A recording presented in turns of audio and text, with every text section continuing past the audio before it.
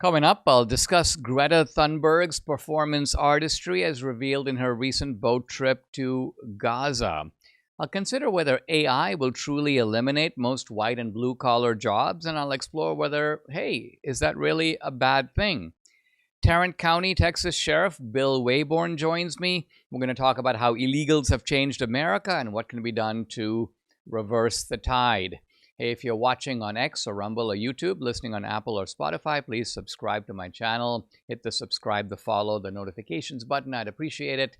This is the Dinesh D'Souza podcast.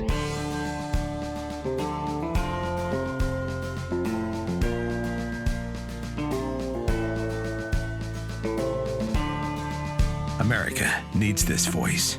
The times are crazy. In a time of confusion, division, and lies, we need a brave voice of reason, understanding, and truth. This is the Dinesh D'Souza podcast. I've been very focused this week on what's been going on in Los Angeles. I've also talked about the big, beautiful bill. And in some ways, I've neglected some of what's been going on the international stage, or maybe I should say in the international waters. I'm thinking, of course, of none other than that weird kid, namely Greta Thunberg, and her very strange boat trip to Gaza. Now, Gaza is not really known as a kind of boat trip destination. It's not, after all, the Gaza Riviera, even though Trump thinks it should be, and maybe one day it will be. But as of now, it is a war zone. And that means that you've got Israeli troops in Gaza. They are hunting down Hamas. They are trying to find the locations of these tunnels. They are taking on the bad guys. They are trying to recover hostages. It is a bad situation, but let's remember, this is a bad situation that was created by Hamas. Not only a bad situation provoked by the October 7th attacks in the first place, but second, a situation made worse by the fact that Hamas does not engage in normal types of warfare. They don't even engage in normal types of terrorism, by which I mean the idea of like bombing a cafe or taking over an airline. Rather, what they do is the uniquely twisted or sick or demented, or certainly evil, practice of turning their own civilians into targets. It's almost like they want their own civilians to be bombed, to be killed, to be wounded, so that they can then rush out. And it's almost like the guy who, jumps out in front of your car, gets slammed by your car, and then sues you or goes before the media. Look what these people did to me. Look at my terrible condition. So this is the Hamas gambit. And yet it is one for which large numbers of people have either fallen for it, or they buy into it, or they accept that Hamas is some force for liberation. Hamas is not a terrorist group sowing mayhem, but rather it is an anti-colonial freedom-fighting operation against the, quote, occupation of Israel. Now, Gaza is in Israel. The West Bank is in Israel. They are part of Israel, and they have also been part of Israel in ancient times. The West Bank was what we read in the Bible as Judea and Samaria. Gaza is also mentioned in the Bible. And so this is the ancestral land of the Jews. How can the Jews be occupying their own land? Now, the Jews were forced out of Israel. They were driven into sort of diaspora. They fled after the burning of their temple by the Romans, but not all of them fled. Jews remained in the region. And so all of this rhetoric of occupation, of colonialism, needs to be carefully scrutinized. Let's remember, how did the Muslims gain access to that region at all? How did the Muslims come into the, quote, Holy Land? Well, the answer is they came as a conquering army. They took it by force. That's how the Muslims got there. That's how the Muslims took Iran. That's how they took Syria, Jordan. By the way, those places were at one time, well, Iran was under the people who were at that time Zoroastrians. Syria and Jordan and most of what we call the Middle East was Christian when the Muslims got there. So this is just a little bit of the backdrop of history. I don't think any of this is visible or known, or quite frankly, that Greta Thunberg, who is the subject of my discussion here, even cares about any of this. In fact, I'm not sure if Greta Thunberg cares about anything at all. And I say that because her causes are migratory. Let's remember that she kind of came to prominence on the issue of the climate, warning us that we have only, a couple of years, a few years, the whole earth is going to be swallowed up, the oceans are rising, the cities are going to get drenched. None of this happened, and Greta, I think, figured out that, guess what? I think my scam is coming exposed because, you know what? People are still buying beachfront properties. They're not buying my BS. And my little neurotic routine, which captured a lot of publicity, got me before the UN. I was sort of the kid of all kids. This is kind of beginning to wear thin. In other words, I'm becoming annoying. And what I need to do is I need to find another cause that's a little more hip. Now, I must say that to Greta's great bad luck, just as she got on the boat to Gaza, the kind of LA riots broke out. I'm sure Greta was like mighty annoyed. Greta was probably thinking, let's get those Mexican flags down, or let's get them to stop the protest while I'm doing my Gaza gambit. Or better still, get me off this boat so I can get to LA and start, waving a Mexican flag. So this is what you could call a political opportunism of a certain unique stripe that has come to be associated with this very peculiar, maladjusted girl. In any event, she heads off in a small boat to Gaza under the pretense that she's bringing needed supplies and needed aid. Now, all of this is a ruse and a hoax, because quite honestly, once the Israelis, in fact, intercepted this boat and checked it out, they discovered that there were no supplies, and at least no meaningful supplies. Most of the food had already been eaten by the crew, so there was really very little for the Gazans. And this really was not Greta's point at all. Greta's whole point was to try to make herself the victim, make herself the poster child of Gazan helplessness. And so to do that, she was trying to engineer a situation where she was, quote, captured. She made videos from the boat. Hey, we are being stalked. We are being tracked. Now, it's no surprise that you have a boat in international waters approaching a war zone in Gaza. It's going to be noticed. It's going to be tracked. The Israelis were, of course, aware of what was going on. And then later, Greta claimed to have been kidnapped. This was a very kind of careful word on her part, because I think what she was implying is that she is in the exact same position as the hostages. The Israeli hostages were quite clearly kidnapped, and Greta was trying to level the playing field by saying, in effect, that now the Israelis have kidnapped me. But of course, the key difference was that the Israeli hostages were going about their business when people came to their homes or yards and snatched them against their will. How did Greta get there? She voluntarily got on a boat, basically heading for Gaza. And so she wanted to be, quote, kidnapped. Was she, in fact, kidnapped? No. The boat was stopped. Greta was actually fed sandwiches. There's a little picture of her kind of chomping into one of the sandwiches. And the Israelis actually had a very simple idea. They were like, listen, we want to send Greta home, but before we do that, we want to show her the videos of what happened on October 7th. Let her at least realize how this situation got going in the first place. It's not as if the Israelis just sent troops into Gaza unprovoked. This was all a response to October 7th. Well, Greta and her team had no interest in watching these videos. They refused to watch the videos. They were like, don't give us any kind of facts that might change our mind. This is the actual this is the pattern of the kind of propagandized leftist. They don't want to be exposed to any information that might cause them any discombobulation or confusion, facts that they don't know how to deal with. And so basically Greta was there to make a point. She wasn't able to make a point because ultimately I think her whole "I'm being kidnapped" routine was totally busted. She was not really held, she was not jailed, she was essentially fed and put on a plane. Now, it is kind of funny to see the little video of Greta on the plane.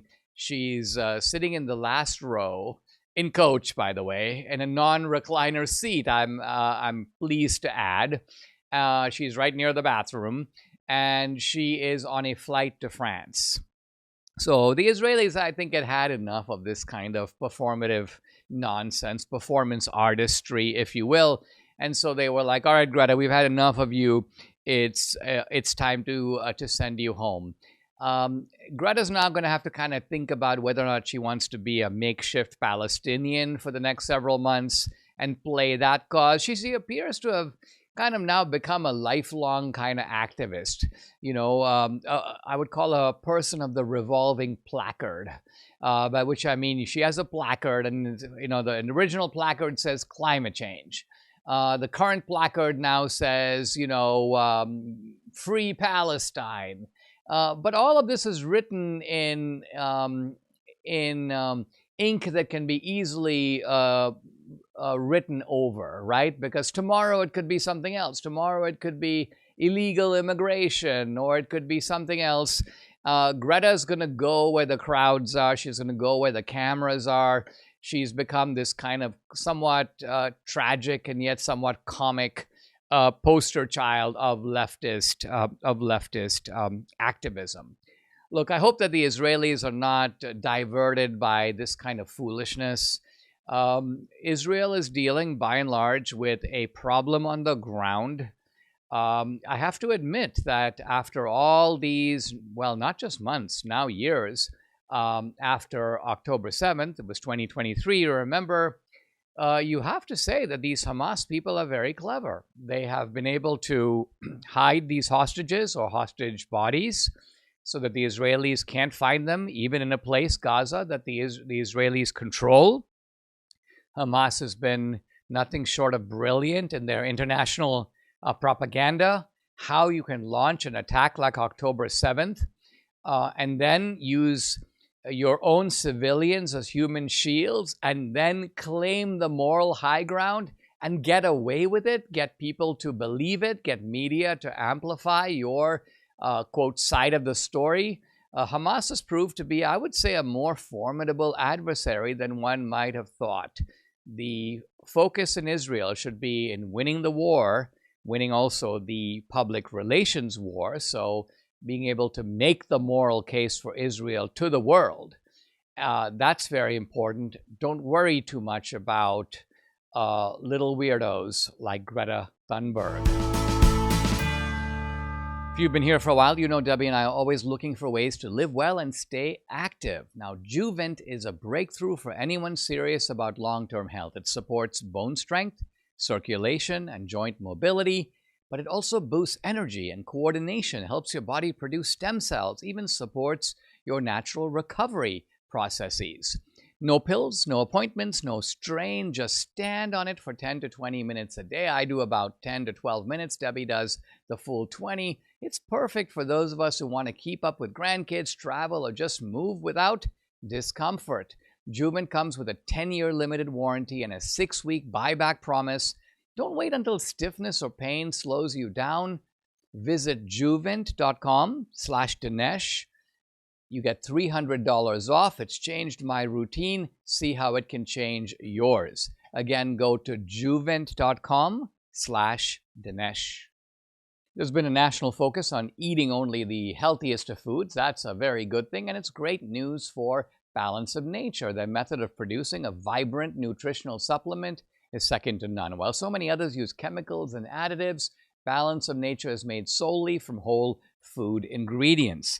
Take a look. These are the fruits and veggies in a capsule, so easy to take. While other methods sacrifice nutritional quality for the sake of profits and volume, Balance of Nature's advanced vacuum cold process involves freeze-drying the fruits and veggies into a fine powder, helping to retain as much nutritional value as possible compared to other inferior methods which cut corners at your expense. Balance of Nature packs a nutritional punch, and that's the whole reason for taking Balance of Nature, getting the most nutrition for the sake of your health. Use my discount code, AMERICA. You get 35% off plus free shipping and their money-back guarantee. Call 800-246-8751. That's 800-246-8751. Or go to balanceofnature.com. When you use discount code AMERICA, you get 35% off plus free shipping. A few days ago, I saw a very striking observation on social media about artificial intelligence. Now, I have to say, I am myself just starting to dig into this artificial intelligence.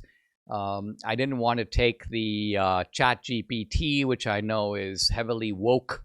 I don't really trust anything coming out of Google or Apple. But I noticed that there's Grok 3, which is on X. This is Elon Musk's AI. And I was like, I'm curious to see what Grok 3 can do. And so I started playing around with it a little bit. And then pretty soon I liked it. And so I got the sort of subscriber version of Grok 3. It's like $10 a month. But as a result, you get a much deeper dive into information. And it's really interesting because you can put all kinds of things into Grok 3. You can sort of ask it anything. It will give you not a simple one line or even one paragraph, but more like a 3 or 4 page answer with a lot of detail, a lot of analysis, and it does this almost instantly. Not only that, but you can then argue with it. You can engage with it further. You can say, I noticed that you said this. Can you give me more information about this point? Or you could even, if you think that there's something that Grok 3 is telling you that is wrong, now this is possible. Why? Because Grok 3 is synthesizing information off of that vast universe that we call the internet. And so if I put in, let's say hypothetically, I haven't done this actually, but I'm going to. If I put in, what do you think of the movie 2000 Mules? It's going to come up and say, well, according to the AP, the movie was flawed because geo-tracking doesn't work. But see, I can then go right back and say, isn't it a fact, Grok 3, that cell phone geo-tracking is commonly used in law enforcement? It was used in January 6th. It was used to track people under COVID. It's being used in the Koberger case in Idaho to track his movements, both before and after the murders. Then Grok 3 will come back and go, that's all true. And so there's no doubt that cell phone geo-tracking can, in fact, locate you within a few feet. So this is the kind of discussion, intelligent, informed discussion that you can have with AI. I saw somebody whose podcast I follow. This was a podcast about money, but he was talking about how he was about to go see the doctor for a medical diagnosis. He took his medical information, stuck it into Grok 3. He got all kinds of information. In fact, he got a virtual diagnosis from Grok 3. He took it to his doctor. His doctor goes, well, it looks like it may be this and maybe that. And he goes, well, what about this possibility? And the doctor was like, whoa, yeah, I need to look into that one. We'll administer some tests. So this is a remarkable case where, in a sense, artificial intelligence is placing you, the patient, in somewhat of the same position as the doctor, able to kind of raise the type of questions that otherwise may not even occur to you. I was chatting with Debbie, who is a little bit of a health guru herself, and I told her, hey, you could put some of your medical details into Grok 3. So she's done that and was very intrigued by the results. Bottom line, this is a powerful and really pretty revolutionary technology. It is leaving the idiocy of the Google search so far behind. And this is a very good thing because, first of all, I hate Google. Second of all, the Google searches are manipulated. So there's really no more reason to do a Google search really anymore. If you're finding a particular website, sure, you can do it. But to get information, it's largely worthless. This would be like trying to get information about your medical condition and going to a 7-year-old kid versus going to a highly competent physician. That's Grok 3. Now, all this being said, I noticed on social media this remarkable statement about how AI is going to wipe out within just a few years, somewhere between 2 and 5 years, 90% of investment banking jobs, consulting jobs, tech jobs, law school jobs, and not only that, but blue collar and white collar jobs alike. And of course, this is a very startling notion, the notion that what we do as humans can, to a large degree, not entirely, but to a large degree, be done by automation and can be done by AI. Notice that we're not talking just about robots that do one set of things and AI that somehow functions off of the digital world. We're talking about the merger of the two. Robots that have AI embedded in them. We're talking about smart objects, smart tools. And in fact, Debbie and I walked in to the iStore, well, the Vision store a few days ago, and we were looking at sunglasses, and they brought out this pair of sunglasses. Well, guess what?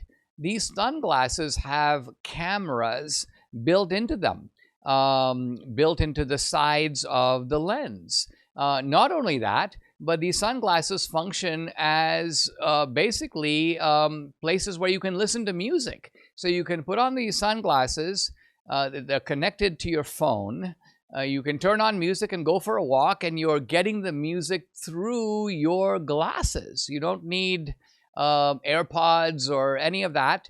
The music comes through the sunglasses, and not only that, but if you see something and you want to record it, either for yourself or to post on social media, all you do is reach to the sides of your sunglasses, press them, and they start recording. So all of this is just a little window, a little glimpse into the kind of technological future that we're moving into. Now, what I want to talk about briefly is just this statement by one of the key AI guys. This is Dario Amodei, the CEO of Anthropic. This is a guy who's building AI.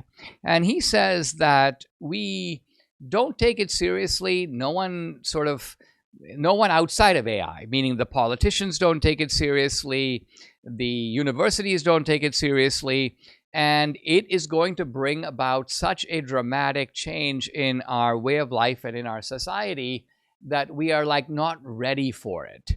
I just wanted to outline a few things that this guy says are kind of coming, not even with the view to trying to solve these problems, because that's a whole other discussion.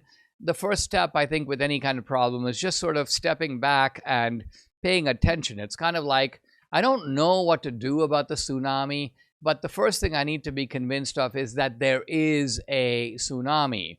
A lot of people on the beach don't believe there is. They continue going about their business. They're like, oh, we get a tsunami warning every 6 weeks. This is ridiculous. Or, look, the ocean is actually receding. It's not coming forward. It's going back. Let me walk in there and check out what it looks like on the... So people do not take what's coming. They don't believe it until it happens. And so this guy is trying to kind of give not even a warning, because there are very positive things here, but there are also things that we need to sort of, both individually and as families and as a society, we need to deal with. Here is a quote that caught my attention. Cancer is cured. The economy is growing at 10% a year. The budget is balanced. And most people don't have jobs. What a weird scenario, right? Under normal conditions, this would be utterly impossible. But under AI, all of this becomes a possibility. Now, the AIs are growing at rapid speed, and there are many of them. There's OpenAI, there is Google, there is Anthropic, the company that I mentioned a moment ago. And this AI is globally, I would say, unstoppable. I say that because even if we were to say, all right, well, all of this is really worrisome, we don't really want any of it, we're going to stop it, well, that's not going to stop it in China. and that's not going to stop it in other countries. In some ways, there is an AI race to bring this technology to full fruition. Now, why would the Chinese want to go full speed ahead in it? The answer is because the Chinese ultimately, they don't want their citizens to be in sweatshops. What they want is they want an automobile factory which has like 4 people running it. And what that means is 4 people and 1,000 robots. And the robots are manning the assembly line. The robots are really taking everything, putting everything together, dealing with things at a level of precision that human beings cannot really match. And so that's where they're going. So are we going to have old-fashioned auto plants with guys standing at each stage of the assembly line? One guy does this, another guy does that.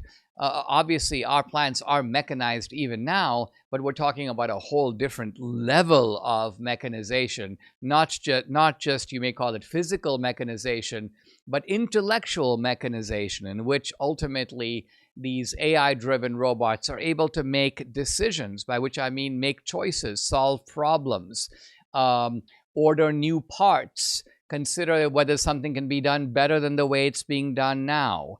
All of this. And so I think the point being delivered here is that this AI will come in 2 stages, but the 2 stages will rapidly morph the one into the other. The first stage doesn't seem all that scary. You could call it augmentation. Augmentation means you do a task and AI will help you to do it better. You're a lawyer, you write a legal brief, but you want some help in looking up cases. The AI will do that for you, will supply you with the cases. You still put the brief together. It's your brief, but you've been helped to do it by AI. This is kind of the way, for example, a college student functions, right? I need to write a paper. Let me use AI to get information. I'll take the information, I'll synthesize it, I'll put my paper together. But augmentation is giving way, or will give way, to automation. And I mean automation here in the sense that when something is fully automatic. Debbie currently has a car that has some augmentation built into it. If the car is driving and it comes too close to the car in front, it automatically slows down. But who's driving the car? Well, Debbie is. That's augmentation. The AI is helping her drive the car, but it's not driving the car. But we are not far away from a completely self-driving car. That's automation. That's where you sit back. You don't have to do anything. The car will drive. That is my metaphor for AI doing the full job. You sit back. You can sit on the couch. AI will get the job done for you. And so we're talking about tasks that have taken human beings over the years, over the centuries, a long time to do, a lot of physical work, but also a lot of mental work. And suddenly you have AI, which can power technology, do finance, prepare PDFs, create Excel spreadsheets, do analysis, do customer support, do marketing, do copy editing, do content distribution, do research. Now, I say all of this because as I spell it out, I am simultaneously a little disturbed by it, but I am also kind of excited by it, because at some level, isn't it a fact that we all work in order not to work?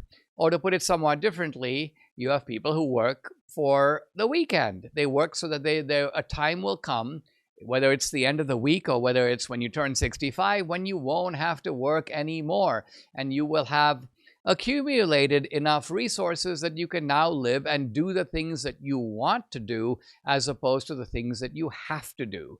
And so AI does open up the possibility of human civilization in which we are ultimately, not that we don't do things and not that we don't, quote, work, but we now work in ways that we find educational, in ways that in ways that enhance our lives. It's not something that we do out of necessity because we have to do it, because that's the only way that this, quote, dirty job will get done. AI may come with certain types of perils, but it also comes with exhilarating possibilities. As you know, our friend Mike Lindell has a passion to help everyone get the best sleep of your life, and he didn't stop by simply creating the best pillow. He also created the best bed sheets ever. They look and feel great, which means an even better night's sleep for me, which is important for my busy schedule. And Mike is now offering the best deal on these Giza Dream bed sheets, any size, any color, just $49.98. That's right. You can get kings, queens, split kings, cal kings, any size, any color. Like I said, just $49.98. But order now, because when they're gone, they're gone. Also, for a limited time, when your order is over $100, you get $100 in free digital gifts. Call 800-876-0227. Once again, 800-876-0227, or go to mypillow.com. When you use promo code Dinesh, you get the amazing offer, $49.98 on the Giza Dream sheets, any size, any color. Guys, I'm really happy to welcome back to the podcast Sheriff Bill Waybourn. He's the sheriff of Tarrant County, Texas. He was elected sheriff and took office in 2017. But he has created the Human Trafficking Division as well as the Intelligence Division, both of which have been instrumental in protecting residents of Tarrant County. This is a guy who has been on the ground and very close up with the problem of illegal immigration. I want to talk to him about what's going on in LA and also the Trump policies for dealing with this issue. You can follow him on X, by the way, Bill Waybourn, Waybourn. Bill, thank you for joining me. Always a pleasure to have you. The Trump administration Trump campaigned in 2024, making the issue of securing the border a top priority. It seems clear that the first part of that, which is securing the border and controlling the flow of illegals coming in, that has been rather rapidly and successfully achieved. But the second part of it, which is getting rid of the bad guys, sending home the criminal illegals, maybe also some of the non-criminal illegals, in some ways vacating the country of the people who shouldn't have been here in the first place. This is obviously a task of a completely different magnitude. Do you agree with me that this is the more difficult task ahead? And what is your assessment of how they have started dealing with it? Well, thank you for having me on the show. And you were absolutely correct. We changed administrations and we went from 15,000 people a day coming across the Texas border to less than 100 on average, according to our DPS partners, the entire Texas border. So the border is in good shape at the moment. Going after the illegal alien, the easiest thing for the ICE to do and Tom Homan's team is to come to the county jails. And that's what we do here in Tarrant County for the most part, that 99% of the illegal aliens that are picked up are in the county jail. So they are criminals. They've violated Texas law somehow. They've done whatever Texas needed them to do, and we turn them over to ICE. And that is absolutely the safest for the community and the best for the community. And I'm afraid what happened out in LA is a whole different story. But they are doing a good job right now. I believe they went over 100,000 deportations just a week or so ago, and they still continue to be aggressive. They're using every resources in the federal government to do it. And Tom Homan's very clear on the objectives. So I take that to mean, Sheriff Waybourn, that if you have a cooperative state like Texas, which is willing to work kind of hand in hand with the federal government, you then have an efficient operation that can enforce the immigration laws and do it in a streamlined but also maybe the most humane way possible. However, as you know, we've got these sort of rebel mayors and rebel governors, and they're not all in California, right? You've got a mayor in Denver who's like, I will stand between ICE and the illegals. You've got Mayor Wu in Boston. And then you appear to have pretty much the vast majority of the public officials in California, from Governor Newsom to Mayor Bass and all the way down and in between. And they are showing us what it means to have a sanctuary state, and the state itself and the state apparatus seems to be working against the federal government. Now, if you were on the phone with Trump and he goes, Sheriff Waybourn, like, what do I do in this situation? What would your advice be? Well, I think he's doing a lot of the right things. One of the things he's talking about is cut off federal funding to these sanctuary cities, sanctuary states. I think that is a key tool. Now, I have a lot of good friends that are in law enforcement in California, for instance, and in Massachusetts. There are functions in there that we want to make sure, and I would tell the president, let's make sure that the intel apparatus, the fusion system, the intel centers in Orange County and LA County are still funded, because those are vital to national security. But for other things, maybe take that funding away and saying, guys, we're not going to do this. We did that in the 70s and got compliance when we said we were dropping the speed limit from 70 to 55. The federal government said, states, if you don't do it, you're not going to get the funding. Everybody came alongside of it, and we did it. And but I think that's his biggest bat, if you will.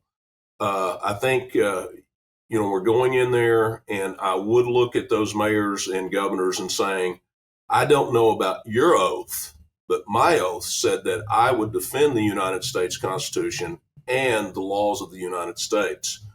That's a promise. And if they're breaking their promise, I think that they should be challenged on it, whether from a criminal angle or a civil angle, of what are they thinking and where are they going. It seems like while on some of the other initiatives of the Trump administration, the left has been able to get local cooperative judges, typically district judges. And even if Trump is doing something that is entirely within his executive authority, the judge goes, oh no, I'm putting a temporary restraining order.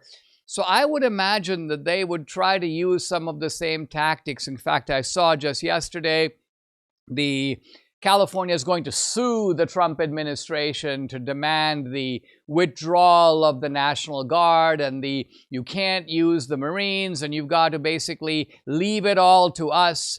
Now, it's hard for me to see the higher courts, and particularly the Supreme Court, somehow denying an elected president the power to use the National Guard or the Marines if the situation, in his opinion, warrants it. Do you agree that this is a case where I think ultimately the courts are going to have to say, well, listen, this is the legitimate purview of the federal government. The states cannot sort of run interference? I believe that is absolutely correct. I believe when you have insurrection, the president he's at the command. Regardless of who the president is, he's at that will. And I believe that he will prevail in that. And I also know there's a movement on for these federal district judges sitting in California who create case law that affects the entire country, that Congress is dealing with that, I think, also to rein them in, if you will, to limit what districts that they can do it in and keep within their jurisdiction.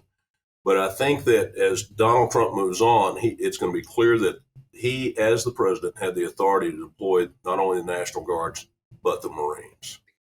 I mean, this is so ironic, right? Because I remember that when Texas was talking about sending the Texas Guard to the Texas border, the courts basically held, hey, listen, no, the federal government has ultimate authority here. This notion of the border is their job. They might be doing a good job, they might be doing a bad job, but that doesn't matter. It is their call to make. It is their purview. This is not something that can be left up to the states. I would imagine that kind of precedent set, ironically, in the Biden administration would now benefit Trump, don't you think?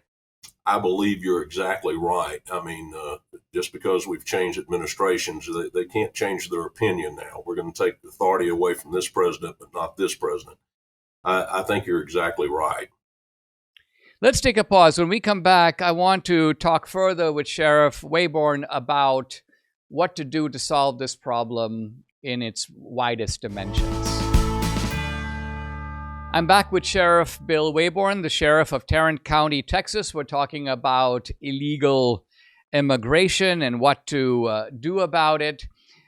Sheriff Waybourn, the Democrats have been saying now for a while, well, there's not much we can do about this problem until we have comprehensive immigration reform.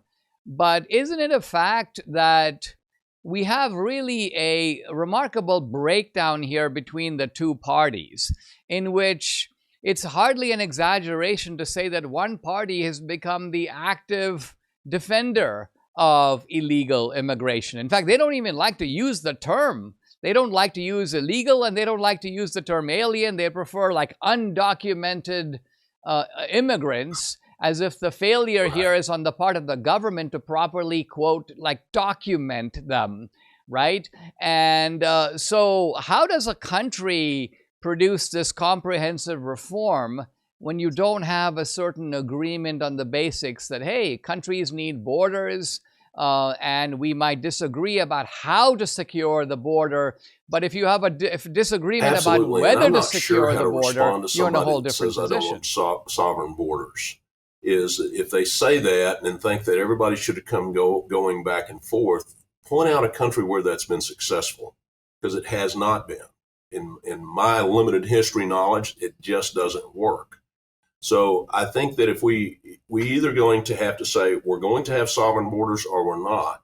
And if we believe we got the majority, which I do believe that, and I believe there's enough conservative Democrats that we could declare that and say we're going to have these sovereign borders and this is how we're going to deal with immigration.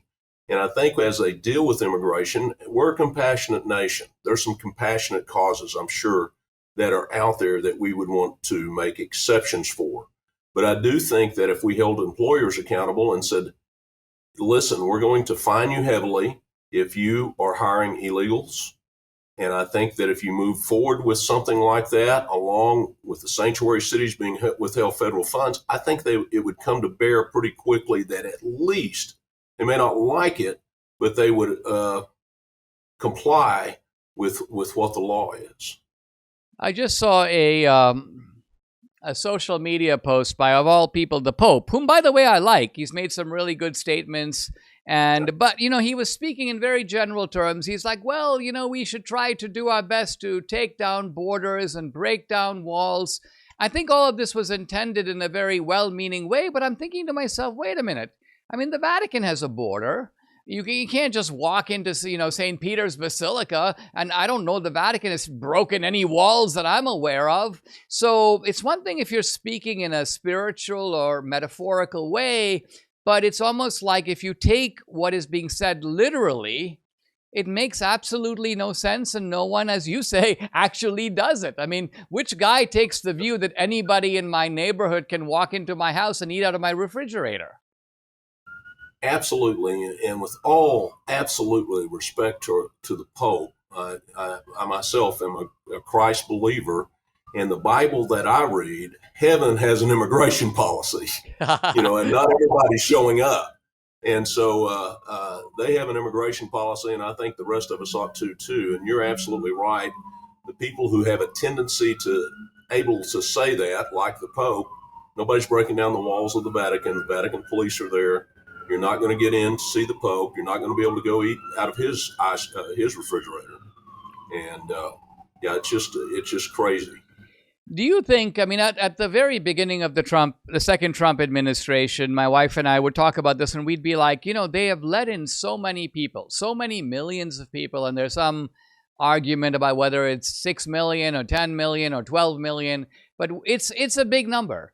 And it seemed almost impossible to send those people back, or at least even the majority of those people. Do you think the Trump administration will be successful if they're able to send the criminal aliens back, even though perhaps the majority of the others somehow remain? I think that they will be more successful after the criminals. And by the way, Tom Homan and I have had conversation after conversation. His edict from the president, go after the criminal illegal aliens, because they know that number is huge of just people here that haven't violated any of the criminal laws. So let's go after the bad guys that are hurting us. And I believe that's what he's going to do.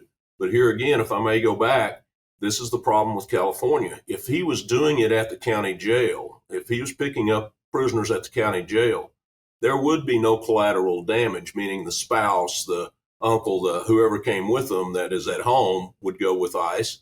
That happens because they have to go into the neighborhoods and go to the house, and then they have all these collaterals that they also take. So my urging to Governor Newsom today is, hey, go change your law, have your county jails cooperate with ICE, and this would stop. Do you think that there's a way for the Trump administration to force that issue without Governor Newsom's say so? I mean, what if Newsom says, no, I'm not going to do that? Is it possible for the Trump administration to say, hey, listen, this is a part of federal enforcement authority. We're going to make you do it, whether you want to do it or not. Does the president have that kind of authority? I don't know, to be honest with you, but I would say that he needs to look into that and lay out what the law is. And if Governor Newsom's violating that law, he needs to be held accountable. But at the same time, again, turn off the money. Turn off the money. And California is a failed state anyway, and it's going to get worse. It seems from what I've seen of Tom Homan, the interviews that I've seen, this is a guy who has, A, been doing this for a long time, B, is completely committed to the task, and C, has a certain kind of political and moral toughness to him where he doesn't allow himself to get intimidated or pushed back, even by sometimes some pretty powerful officials like, mayors, governors, and so on, who all try to tell him that he doesn't know what he's doing or he doesn't have the right to do it. Do you agree that this is, in fact, very much the right guy for the job? Absolutely. And Tom Homan, you said it very well. He does have this toughness about him. He's committed to doing what is right. And I've shared with him and others, if you will, going back a little bit and showing my age, but he is the 21st century Matt Dillon. And he is going to go do what's right for America. One of the things I've noticed, Sheriff Waybourn, in LA, which is quite disturbing, is the way in which you seem to have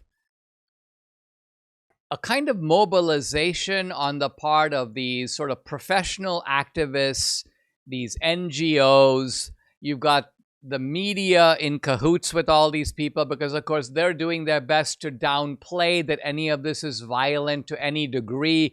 They're acting like the only violent people are, in fact, the law enforcement authorities. And then you've got the public officials, Mayor Bass, Governor Newsom. So it looks to me like this is not just the case of, hey, I'm an illegal and I'm going to be doing my best to resist deportation. There's a massive infrastructure in defense of these people, isn't there? There absolutely is. And again, it's unbelievable that elected officials are acting that way. And if I may take a liberty at a moment and remind people, the good people of Los Angeles Police Department, the National Guard, the State Highway Patrol guys, those people are following orders and doing the best they can with what they are. They're good Americans. They're just between a rock and a hard place. But you're absolutely right. They have built an infrastructure to protect illegal aliens. And part of this, I think, is the fact that you've got a one-party state in California in which you do have Republicans. But I've even noticed how weak-kneed some of these Republican officials are. I'm thinking specifically of Rick Caruso, you might remember, ran for mayor. And this guy's like, hey, Trump, back off. Hey, feds, get out of here. We Californians will solve our own problems. I don't know if he's saying this just because he himself is trying to preserve his own political viability, or if he's just simply a kind of invertebrate.